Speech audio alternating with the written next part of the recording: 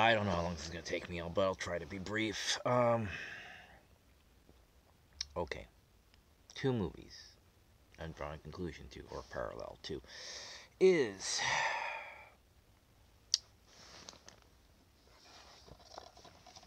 Brazil. Alright? That's the movie we're talking about today. That's the first movie. The classic was this Terry Gilliam. Yeah, I am a fan of Terry Gilliam. I have the trilogy. I have Time Bandits. I have Brazil, finally. I actually have a good couple of different versions of Brazil. I have the 94-minute version. Oh, I have the VHS one where it's the shortened version of what he wanted to do. Then I have the extended version of what Terry Gilliam wanted it to do. I have the documentary DVD, which I'm going to watch soon. And then I have the Love Conquers All 94-minute version. um, yeah, so I have Time Bandits, I have Brazil, and then I have The Adventures of Baron Munchausen. So I have the trilogy he made.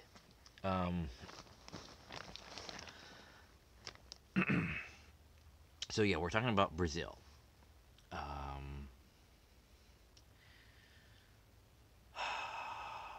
okay, parallels between Brazil and Sucker Punch. That's what I want to bring up. Now, at an end of a film, you want satisfaction. You want something to be positive, something to be uplifting. Even if it's a tragedy, you want something that says it's not all for nothing. Unlike Bright Lights Big City, or even Romeo and Juliet, even in 1990, early 1994, 3, 4, 1, with Leonardo DiCaprio. Point is that when you have a tragedy, you want something to linger afterwards that says that something was worth it to some degree. Now, Bright Lights Big City, we just come to understand why our lead characters, i.e., Kiefer Sutherland and Michael J. Fox, yeah, they're in that film, and it sucks because they don't pull out of their nosedive. We are told near the end why Michael J. Fox's character takes a nosedive and becomes a drug addict. But we don't see him get better. We just see him explain himself. And we, much like in Romeo and Juliet, we see them explain themselves of why this became a tragedy. There's nothing real positive other than that it is a moral lesson. That's basically it. That's what these tragedies try to portray themselves as, but you get a lot more mileage out of the Romeo and Juliet because they actually do it stylistically. Unless you didn't know, yes, they were stylistically. That's why you get more bang for your buck out of that one, as opposed to Bright Lights Big City. I don't know what they were really trying to do that as just a straight up drama tragedy. So you don't get as much mileage. They thought the the star power would make up for it. Actually, it doesn't. It just feels more sad. Anyway, the difference between Brazil and Sucker Punch is that they're both tragedies. They're both dealing with inner worlds, much like The Secret Life of Walter Mitty. Not the remake. That's something a bit different. The original, the original one from back then, I think it was made by Disney, I think, or something like that. Point is that was a movie about people kind of stuck in their own heads, trying to be the hero of their own little world, which is what they were in both films. It's by way of Secret Life of Walter Mitty. That is basically what these stories are, except Brazil takes place in a semi-dystopia as opposed to Sucker Punch, where it takes place in a fictional world. The first level world is that of a psychiatric hospital slash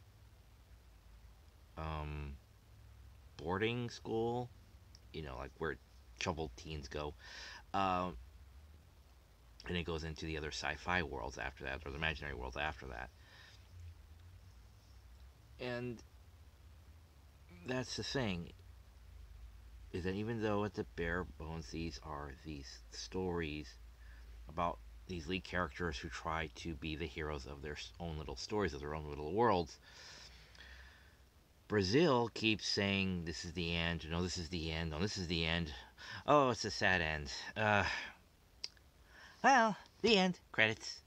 As opposed to Sucker Punch, where it's like, okay, we're leading you into this kind of bit orderly, where it's like, okay, this is this world, now it's this world, and now we're going into this world real quick, okay, now we're back out. Going into another world, okay, now we're going back out. And then when we finally pull back to the original world, it's not just, well, it was all for naught, she gets lobotomized, the end, roll credits. No. Something gets out. And spoiler alert, it's for a person. There's hope, there's life, there's escape out of this hell. And that's what makes Sucker Punch, as weird as it is, a bit more one-up than Brazil. I know, everyone has feelings about Brazil and they love it. But story-wise, it's very depressing because it's just, you got lobotomized. Well, tough tiddlywinks, the end. As opposed to Sucker Punch, you get lobotomized, but you did it for the sake of someone else. It was all part of the plan to get someone out who wasn't our lead. It was one of the side characters. And that's what makes a compelling story, is that if it's a tragedy and a lot of bad shit happens, there still has to be something, not just the story along the way, which is still very compelling in Brazil, but at the end, it has to be for something. That's what makes a compelling story, is that something has to come out of it, even if it is a single flower. It has to be something. But, that's, I guess, not what the creators of Brazil and Bright Lights Big City wanted. There was no hope at the end of the rainbow, apparently. It was just the story in the middle. Which is what the trilogy was about. The Time Bandits was about the beginning, childhood. Brazil was about the middle age, the moment. Not what came before, not what comes after.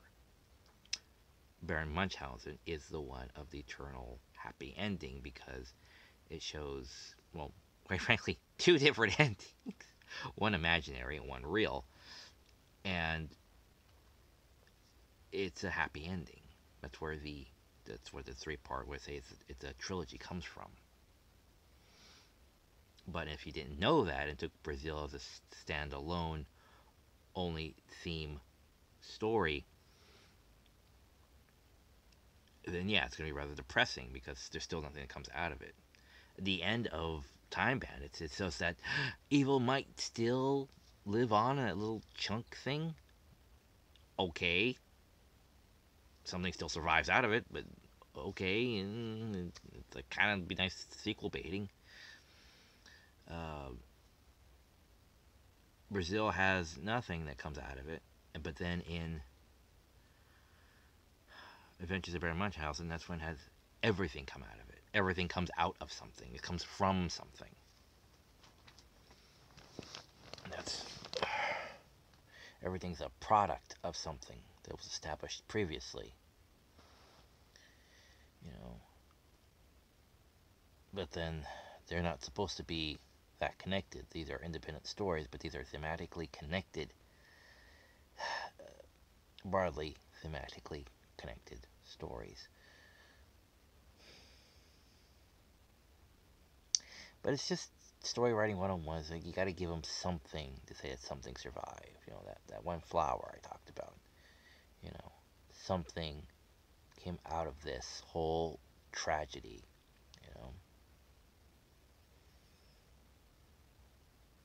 He did something this whole time, and the long shot that nobody had noticed paid off. I don't know, helped that girl or that family, or he did something positive to affect somebody's life in a positive way by the end of the film. But he doesn't. He just goes on this big imaginary rampages, thinks he blows up his big evil office, and then nothing. It's just nothing. I'll have to probably watch the commentaries again to get a bit more out of it. But yeah, yeah. So like I said, movie writing 101 is you give them something, just one thing, if at all. Even if it is a self-sacrifice move, it has to be worth it, in my humble opinion.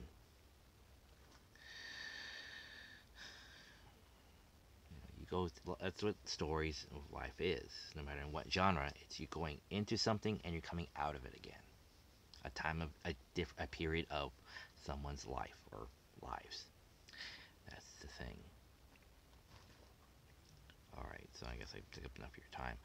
But check those movies out, see what you think, come to your own conclusions, and if you can, if look at the various different versions and see how little detailing differences make a radically different story. Like I said, they made 3 different versions of the same movie, like they did with Blade Runner. They did the Love Conquers All. You know, and that was just they cut a bunch of stuff out and just left it on with the driving off into the sunset shot and stopped the film there. Much like in the original Hills Have Eyes, where they said, well, originally they were going to just get together in a group and positively walk off, out of that situation instead of just ending on the brutal murder of the last, cannibal family member with that blood rage, and then cuts the credits. It's like they just wanted to have it be a more emotionally driven moment. All right, apparently it was too much of a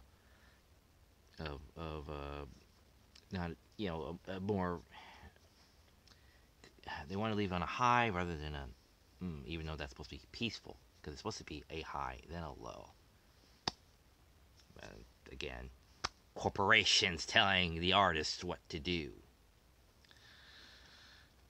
and vice versa. So it works negatively for a film, then it works positively for a film, saying let's just end on the high note. Why not?